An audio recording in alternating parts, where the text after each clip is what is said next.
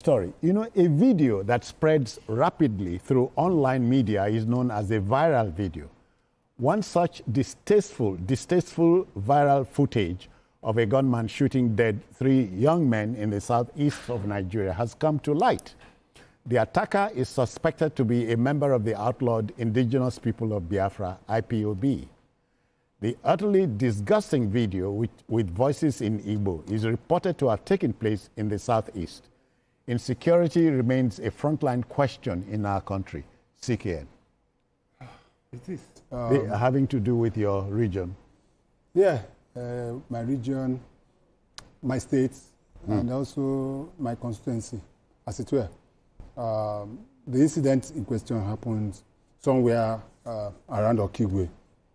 And Okigwe is one of the major cities or towns in Imo State.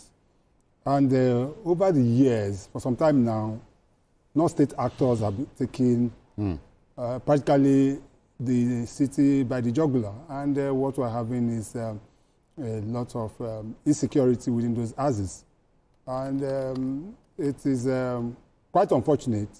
Talking about the video, is concerning a young man that's called General Yahoo, or whatever they call him. And according to what he said, those boys, we are his boys. The boys he killed. The boys he killed are his boys. He said they went out of their way, used their gun or whatever to be able to waylay or take some things from certain individuals and the rest of them. But the question I've always asked myself is that, how come that our security agencies have not been able to deal decisively with some of these boys? Is it that we don't know where they are? Is it not that we cannot be able to trace them? Or is it that we are just allowed to take it? Because you mentioned something about iPod. Personally, I wouldn't want to assign that to iPod because these are criminals.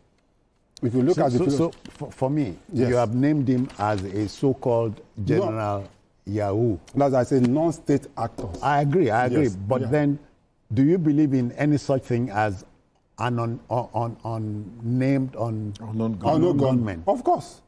Of course. So, there's nothing, nothing unknown. There's nothing unknown in the gunman.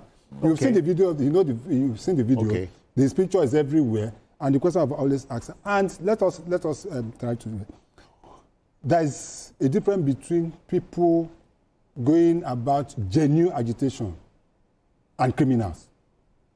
Nnamdi Kalu, for one, yes, Nnamdi Kalu, for one, who is the leader of IPOD, have come to say that all level of, he does not support this level of criminality on the part, and that the government should be.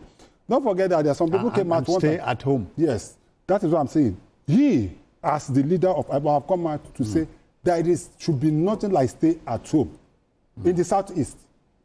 But you see that every Monday, apart from states, some states are a bit liberated now. A state like Enugu State. Enugu State has been able to get it right because in Enugu, most Mondays you see people going about their activities. The question I've always asked, if Enugu State have gotten it right, how come the other states, with the Anambra, and Abia, and some other states are also borrowing a leaf from what the governor in Enugu State? So I still believe that the security agencies can be able to need discipline the board. They'll be able to identify some of these people and make sure that they pay for these atrocities. For you to come out and just shoot, irrespective of whatever they must have been, whatever they have done. But shooting them like that and killing them is something I cannot understand. Wale, from what I've heard from my colleague here, it shows we are a long way from home. Well, what is happening in the southeast is quite disturbing to some of us personally. You know, apart from the killing of these innocent boys, there have been some graphic, horrific developments, you know, in the southeast. I recall that there was a judge, you know, Anameka Boa. Some people came on bike, went to the court premises, took him out while he was presiding the court, and then was killed. That's the former Enugu State High Court judge, Stanley Naji, who was also killed, you know, in May 2021. And I recall a couple who are soldiers who are going to Imo State for burial, for regional wedding. And they were ambushed and they were killed. In fact, the lady was actually raped. I tell you that this does not represent the culture, the civilization, the values of the people of the Southeast. In the 21st century yes, world. Yes, it does not. I schooled there. And I recall that we used to enter night bus from here. You know, I would drop at Night Mile, Enugu, sometimes around 4 a.m. I would wait there, going to Nsukka. And then I would wait there, you know, just go to anywhere, you know, and while traveling from Lagos to Enugu, people dropping around 12 midnight, 1 a.m., 12 a.m., right in the thick of the forest without any security concern at all. So what is going on here? You drop the ball somewhere. Yes, it's a change it's a paradigm shift in the tradition, in the value. And I can assure you a lot of people are not happy. People who are in this area. The unfortunate is that a little dot of stain, oil stain, on an immaculate shirt, you know, disfigures the old dress. That's it. It's just a very few people that the security people have failed to checkmate. You know, they are giving the whole region a bad name. But I believe, you know, a lot of good things are still coming out, you know, in the Southeast. So we need to work together. It's not just a problem for the people of the Southeast alone. It's our national problem. Because developments in local communities are also a fallout of, you know, national, social, political, and economic, you know, instability.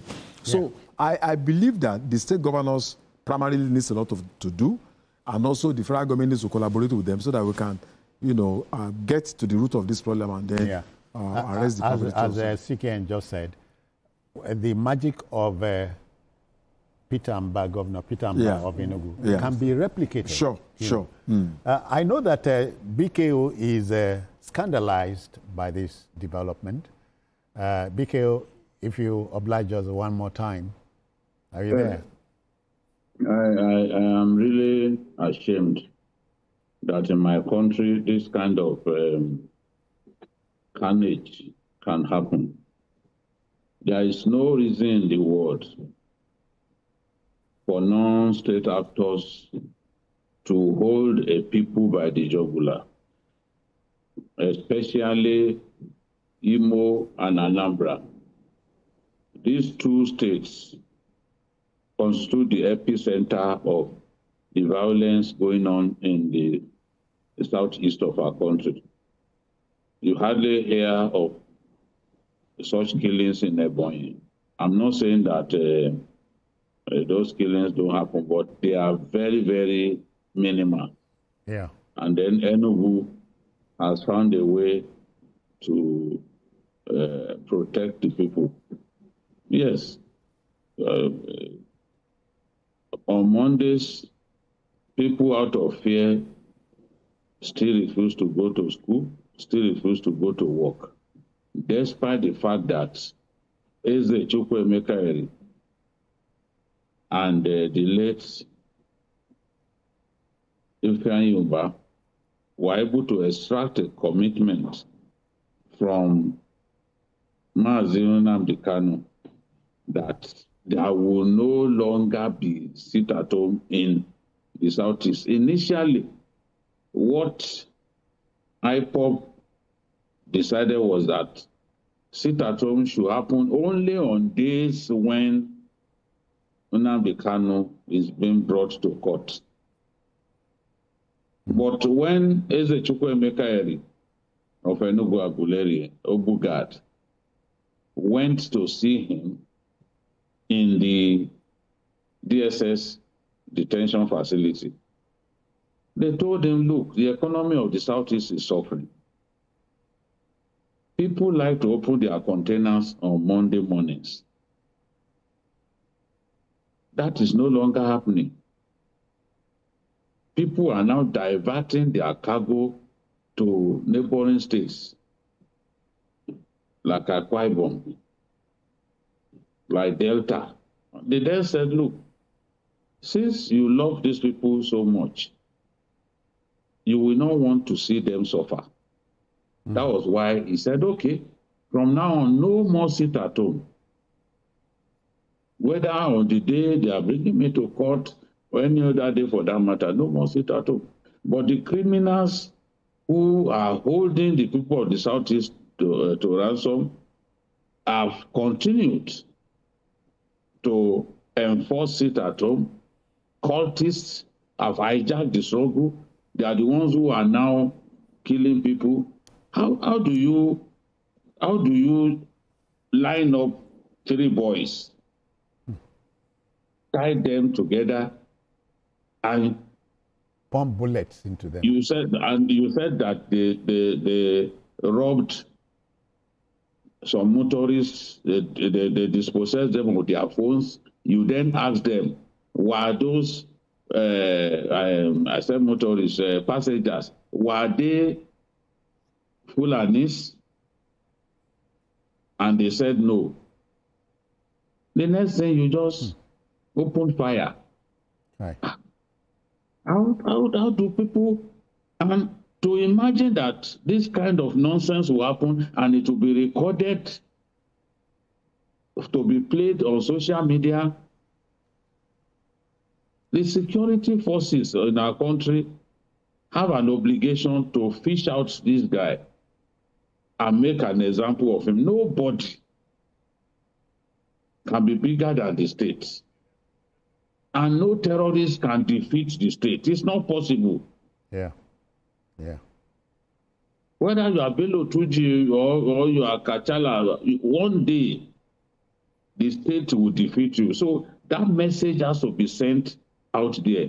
This guy has to be fished out so that he does not infect other people with this kind of behavior. Because if he gets away with it, others will rise. Yeah, yeah. And say, okay, let us do the same thing that this fellow who calls himself Yahoo has done. I really feel for our people in the Southeast. And Southeast leaders need to come together and find a way, figure out a way to solve this problem. All problems cannot be solved by the federal government or by the security agencies. Thank you. Thank you, Ubasani found a way yeah. to stop the insecurity in Briningwari, and I went there. I even moved through the town without a single policeman or soldier. Yeah, it can be done. Foot. It can be done. Yes, on foot. Yeah. I walked through the city with the chairman of the local government. I filmed myself and I said, now we are here without security. We are moving around the town. All right, BK. So it's possible. Okay, it's possible. Thank you. Thank you. Thank you. And the whole world, gentlemen, is watching us.